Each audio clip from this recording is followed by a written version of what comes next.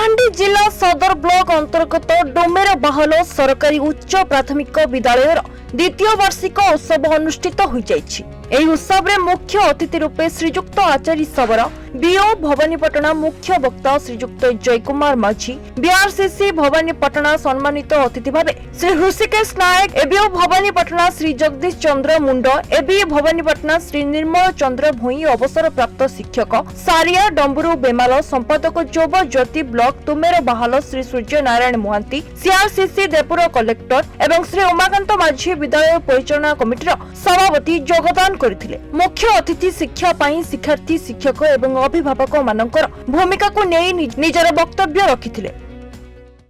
छात्र छात्री अभिभावक बहुत उत्सुकतार सहित एठी रुंड होइचंती एवं एटा एक प्लाटफॉर्म जोठी कि पिला मा तांकर लोकायित प्रतिभा अछि ताकु प्रदर्शन करिवार सुযোগ अछि एवं एठु ही डिस्ट्रिक्ट किंवा जिला स्तर विभिन्न जो कोकरिकुलर एक्टिविटी विभिन्न प्रतियोगिता अनुष्ठित हेबो सेठी को मध्य ए स्टेज माध्यम रे माने देई पारिबे।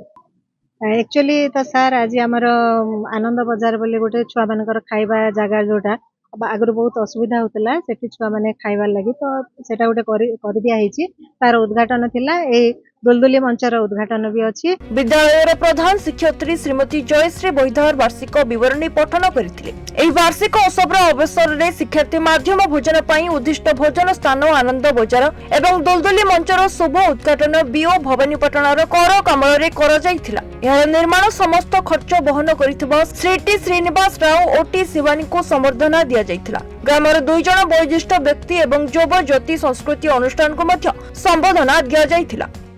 हाँ निश्चित भाव में यहाँ गोटे बहुत बढ़िया पदक्षेप से मैंने तो एनुअल डे पालन करुँचे तार उद्देश्य है कि छात्र छात्री मैंने जो अध्ययन कर असीम अंतर्निहित शक्ति गुणावली रही तार केमती परिप्रकाश हेबो सेतिपाई एटा गोटे कार्यक्रम विद्यालय तरफ रही। एही सब कार्यक्रम सह शिक्षक श्री विनोद बिहारी बिसी संचालन करथिले। छात्र छात्री द्वारा संस्कृति कार्यक्रम करा जायथिला। याको प्रस्तुत करथिले श्री असीम भोई और परिचालना करथिले शिक्षयित्री श्रीमती लोटस त्रिपाठी। शेषे शिक्षयित्री सुश्री शुभश्री माझी धन्यवाद अर्पण करथिले। कलाहांडी जगन्नाथ नायक रिपोर्ट न्यूज 95 ओडिया।